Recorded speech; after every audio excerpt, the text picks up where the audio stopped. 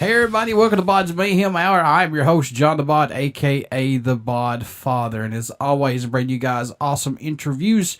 And today it is an honor to have the vocalist and guitarist of Blackwater Rising, Mr. Rob Traynor, on the show. They've released their third studio album, Electrified, from Pavement Entertainment. And this is pretty cool. We're going to be talking to Rob about this. So, man, how's it going? Good. I got to tell you, though, on a side note, I was originally going to call the album Electrified. Well, there you go. I did. Well, yes and no, I did. So, because I often feel as though I am electrified. Rob, what's impressed you the most about making the third studio album, Electrified? What's caught your eye about it the most, if anything, possibly? The fact that it was made. Oh. The fact that it actually saw the light of day. That's the incredible part to me. You know. Yeah. It was a long road, but you know, we achieved it. We achieved what we set out to do, and got another album out there. You know, it's tough when you're working a full-time job, working overtime and commuting, to find the time between family and everything else to sit down and write tunes and get them out there, you know. So the fact that we're able to get it done, that's what really I appreciate the most about the whole situation. See, man, that's the realization about this. That's the reality, folks. Just because you're in a name, you know, a national band, and yeah, you may have a couple albums out, but they still have, some of these folks, they still have jobs that they got to go to. Yeah. Well, they got to hope they have jobs that they can go to. Yeah, that's true. That's very the bonus. Let's talk about producer-wise. Who produced this album, or did you guys just do it on your own? Yeah, well, pretty much, you know, Mike and I. You know, I write the material. I engineer it. You know, basic production, and then I'll, you know, as I'm mixing and working it, I bounce it off Mike, and then Mike comes back to me with some feedback, and we just kind of bounce it between each other. He'll listen to things, you know, he mentioned if he hears things a little loud or a little low, you know, because when I'm sitting in the studio constantly mixing and working on stuff, you tend to be a little too close to it, kind of suffer from burnout. So it's good to have somebody you could bounce the material off of in the mixes. So between Mike and I, we kind of both pretty much produce everything together, all three albums. Do you guys like this way better than actually having a producer? Do you guys just rather do it yourself? Well, the whole fact that everything was done on our own from the band's inception was basically out of necessity, because we really didn't have that opportunity. But I've always been the type, I mean, I you know, as much as being a musician, I've always loved being an engineer and recording as well. Mm-hmm. So it just kind of came natural between, you know, writing and recording. I always wanted a way to get my song ideas out there, to play for friends, and eventually, hopefully, you know, blessedly get it out there to people to appreciate. You know, I had to learn to become an engineer and to record, because that's the only way I could really get my ideas down and present them as a finished song. So it was I guess you can say, an evolutionary type of happening over time. So it was pretty much all out of necessity. I mean, I originally started out as a bass player who became a guitar player to write music, who eventually ended up becoming a singer because I needed somebody to lay down vocal lines. So we weren't given the opportunity to work with a big producer or somebody, because we didn't have the money or the label behind us to do something like that. So everything was done on our own, including, you know, I mean, the recording and also the producing, and then eventually even marketing it and getting it out there. Any songs off the new album that stand out more to you than any on it as right now, if possible? I mean, I know these are like picking your favorite collectibles that you collect, or your favorite car, or kids or whatever. Right. I think every week that goes by, I have another song that I feel strongly about, you know? I mean, like you said, I mean, I wrote all the songs, so it's kind of hard for me to really pick one out. It would depend on the mood or where I'm at. I don't know. This week I'm feeling Reality Check. I've been feeling that song for a while. That's actually the oldest song on the album. That song I wrote when I had written the first album. Wow. And then I put it out there. That's been a while now. Album. Yeah. Jeez. So are there a lot of old songs that haven't saw the day a lot to actually be put on this album? Just that one song, Reality Check. I had written that on the first album. Uh-huh. That was, yeah, that, and I kind of reproduced it, and, you know, just so it you know, sonically fit in with the new material. I haven't really changed my songwriting style since the first album. I mean, I write what I write, and, you know, that's it. I don't really set out to try to sound any, you know, change up the sound of the band or the songwriting style. So it fit right in, even though it's almost 10 years old. How much growth musically Have you seen yourself and your bandmates go through up to the release of this new album, or just has it been more of a personal growth for all of you? Well, like I said, I mean, I write what I write. I mean, I don't know. I would have to leave that up to other people to make that decision if they listen to it and they feel as if there's been some kind of musical growth. I don't feel that there really has been. I'm just as immature now as I've ever been. So, you know, I just write what I write. I sit down and write a guitar riff and, you know, it inspires me, and then I come up with a melody line and build the song from there. So, you know, I mean, I'm all about just coming up with guitar riffs. I'm not really, like I said, trying to really break any mold or trying to do anything really different. I just feel like, you know, this is what Blackwater Rising is. This is the way I write, and I never really set out to try to do anything different. I feel like this album, they're all kind of interchangeable. I mean, sonically they might be a little different, but I mean, the songwriting is basically, I would think, is pretty much the same. Well, speaking of that, I mean, during the writing and recording process, do you guys do anything differently to keep your minds open and fresh to not let the music get stale? I just keep writing, you know. I just try to stay inspired, just keep writing material, and you know, getting feedback from friends and family and stuff, and just taking it from there, you know. What do you hope fans take away from the new album once they start to listen to it, or just Blackwater Rising's music in general, man? Well, I try to be positive. I try to send a message of empowerment out with the music. I'm you know, although it may be reflective of some dark topics, I feel like, you know, I try to push for more positivity, being like, you know, to empower people, like, you know, like when you listen to a song off the first album like Brother Go On, or even an album like this, you know, where, you know, it's just a lot of the lyrics, I think they're more about empowerment and just, you know, just listening to some cool heavy riffs and just getting into that. I mean, as long as people walk away just enjoying it, whether it's the message, they take something away from it lyrically, or they just, you know, digging, you know, the groove, you know, as long as it's something that they enjoy. That's really all I want anybody to take away from it. So what can fans expect at a show from the mighty Blackwater Rising who have not got to see you guys perform live yet? Well, you know, when we get up there, we just give it our all. You know, every time we play, we just go up and, you know, most importantly, I mean, we don't try to be too strict or too serious about what we're doing. We just go up there and, you know, to perform a rock show. That's what it's all about, having a good time, getting up there and playing. I mean, like the other night, we just played a show. We just called, you know, my old guitar player who was on the first album. He was there in the audience watching us. I just called him up on the stage. He came up and jammed 2 songs with us. I mean, that's the kind of shows that we have. You know, that's our mentality. We're not like setting this structure. You know, we'll decide the night of a show while we're playing a show. You know, hey, let's play this song. You know, or you know, we'll take a break here. Or you know, nothing's really written in stone. We don't. You know, we go up there and we just it's like a jam. You know, and we just have a good time. That's it. We're living in the digital era of recording albums and plus social media. Do you guys like this that we're in right now, to get music out quicker, and plus the social media to help bands to get out there more?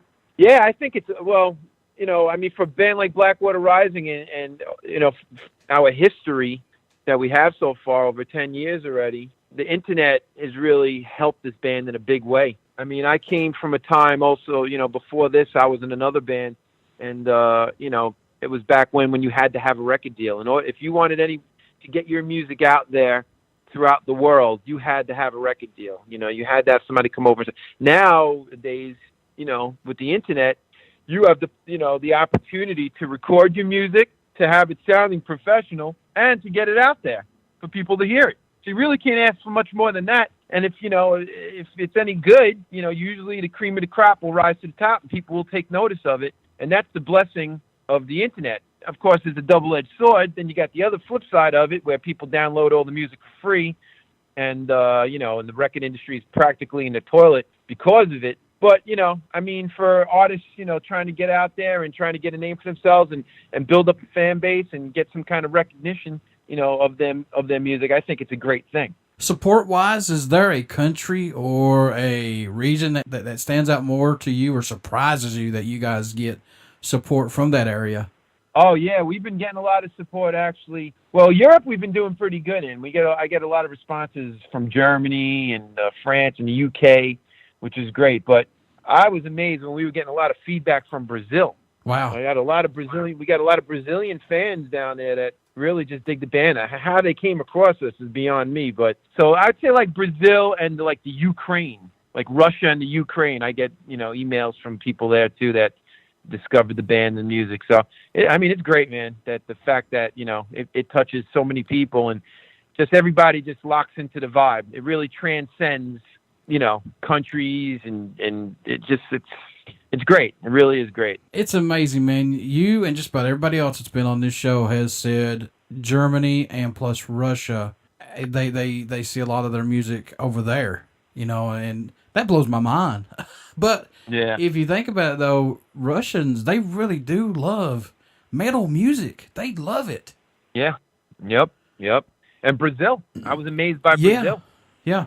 The whole Brazil's got a big rock following going on over there. So, yeah. So we're hoping that one day we can go there, go to Europe, go to Brazil. That'd be awesome. In your own opinion, Rob, what does Blackwater Rising bring to the table for music that's not out there as of right now, if anything? I don't know if we're bringing anything that other groups aren't bringing. I don't think there's anything incredibly, I'm not going to say that we're incredibly unique. We're doing, I tell people all the time, it's even written in our bio that we're not looking to reinvent the wheel. We're just looking to give it a bit of a wheel alignment, you might say. I just feel like, a lot of the stuff I hear on the radio, in my own personal opinion, I'm into the riff, writing riffs.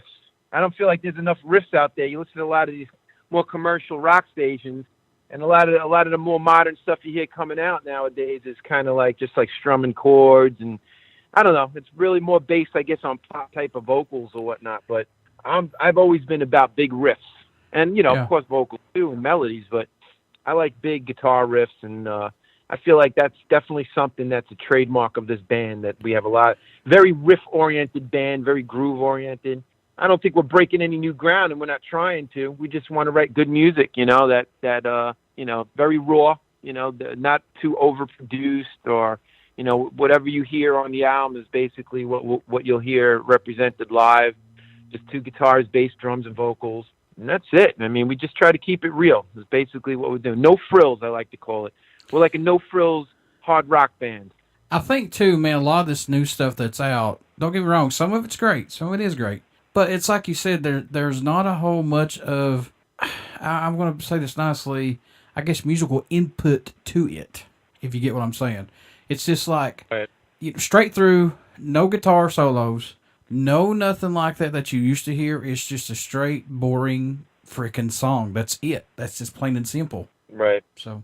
Yeah, some of the stuff I'm hearing out there.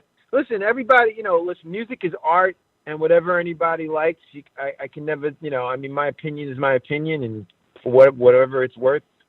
But, there's a lot of stuff that comes out nowadays that I think is cool, and I enjoy it. And right. Sometimes a very simple song is all it takes. Sure. But me personally, that's what my band and what I'm doing, that's what I like to bring to the table. I've always been a big fan of riffs. Like, I grew up listening to bands like, Black Sabbath and just hearing, Tony Iommi rip out them riffs, that just trademark riffs that just, when you heard those riffs, you knew who it was and it just drew you in. Yep. And this, my jaw just hit the ground when I was a kid hearing half of this stuff, hearing like Iron Man or, it's just the catalog is incredible. So many bands from back in the 70s. It just seemed like a lot of these bands were more riff-oriented. I grew up on Judas Priest, Iron Maiden. These are the bands that I loved hearing. And it also made it interesting because a lot of the kids that listen to this type of music, a lot of people are musicians. So, part of it was, not only loving that song, but also the excitement of saying, hey, man, I'm going to sit in my room tomorrow for 5 hours and learn how to play Phantom of the Opera by Iron Maiden. You know what I'm saying? Yeah. It's like that would make my day when I was younger, like to be able to sit in my house and try to figure out how to play, like Killers or learn a song on the bass or learn a song on the guitar, And so, I think that's kind of missing today in a lot of this newer music. It's not that interesting. It's, some of it, more the underground stuff is definitely a lot more interesting, but the more the commercial stuff, your typical strumming or straightforward, It's just I believe it's the riffs are important. When you're talking about rock and roll and rock, the riff has its place. You know, we're not talking about pop music or which that's a whole different bag. So what's your thoughts on Ozzy? I know he's doing a farewell tour. What's your thoughts on that, man? I think it's awesome. You just rock till you drop. Rock till you drop. You can keep doing it. God bless you. Yeah, that's the name of the game. I think it's great. And he's taking Zach back out. I mean, that's just great, man. That's awesome. So what was the spark that made you want to become a musician? What was it for you that said, yeah, that's what I want to do right there, man? There's nothing else I wanted to do. Nothing else that interested me. Yeah. This when I was growing up, I mean, I was a little kid. I heard music. I was surrounded by music, always listening to my parents' vinyl records and whatnot. And it was just magical to me growing up. It was just, I was always enthralled with hearing, the sounds that were coming out of the speakers. And then as I got a little older and I realized, exactly what was going on somewhat, I wanted to create that. So that's kind of why I also became, an audio engineer as well, because I wanted to reproduce. I wanted to do the same thing. I wanted not only to write songs and be in a rock band, but, I would hear like Boston or something when I was a kid. And I was just like, wow, this is just incredible, what I was hearing. And to know that was guitar and drums and bass and some organ and vocals and just the way it was put together sonically, and it just created this, not only was it amazing songwriting, but it was just the way it was recorded, and it just sounded so awesome. It was like you were there and they were playing right in front of you. It was always my dream to be able to achieve that, to try to, to replicate that, to take my music and to be the person that writes music, and that other people would say to me, hey, that's, they'll be sitting home trying to figure it out and learn. I mean, I love getting emails from people where they're asking me how to play certain guitar parts or, I mean, it's awesome. That's what it's all about, And there's really nothing else I wanted to do. That's all I've ever wanted to do, and so I pursued it. All right, so here's the $1 million question for you, Rob. If you could work with any musician that's passed away or that's alive today possibly, or any band that's broken up that you'd like to get back together for just a day or so to work with, who would it be possibly, if you could pick one? Oh, my God, that's like the hardest question ever. I don't even know how to answer that, to be quite honest with you. I mean, I'm just such a fan of so many bands and so much music. I wouldn't even know where to even begin. I mean, that's like picking them, like choosing. You know what? Honestly, I would have to say more recently with the passing of Chris Cornell. Nice. I think he would be an amazing person to work with, because he's such an amazing songwriter and musician, and just somebody that, I idolized. I looked up to him. He was just such a great, incredible artist, So somebody like that, I would have to say Chris Cornell. He would be great to write with. Yeah, I could see that because, I mean, his music was so diverse. He didn't just fit just one category. So, I mean, he was all over the place with music. And plus, his vocals, man, was just so pure. You knew who it was when you heard him sing. So there was no question about it. Yeah, he would definitely bring a lot to the table, I'll tell you that much. That's for sure, man. That is for sure. Folks, please get out and pick up Blackwater Rising's third new album called Electrified. You want to pick this album up. It's from Pavement Entertainment, and these guys really do have some great music. And always got support from BODS Mayhem Hour and Uber City Radio. So, Rob, how can folks stay in touch with you guys, buy some merchandise, tour dates? How can they do that? Well, we're all over the internet. I mean, it's very easy to find a band. Just put Blackwater Rising in your search engine. We have a Facebook page like everybody else. We're always on there. I'm always answering. We interact with everyone, so we're always on Facebook. Instagram, we are also at blackwaterrising.com, blackwaterrising.net, and they can reach out to us anytime, man. We're always happy to converse with people, answer questions, and we have merch up on the .com site. So come visit us. Before I let you go, good sir, would you care to do a promo for my show? Sure, man. This is Rob Traynor from Blackwater Rising, and you're listening to BODS Mayhem Hour. Everybody stick around. We got some great music coming up, and you only hear these interviews right here on BODS Mayhem Hour and Uber City Radio. Thank you so much, Rob. I appreciate it. No problem, man. Thank you.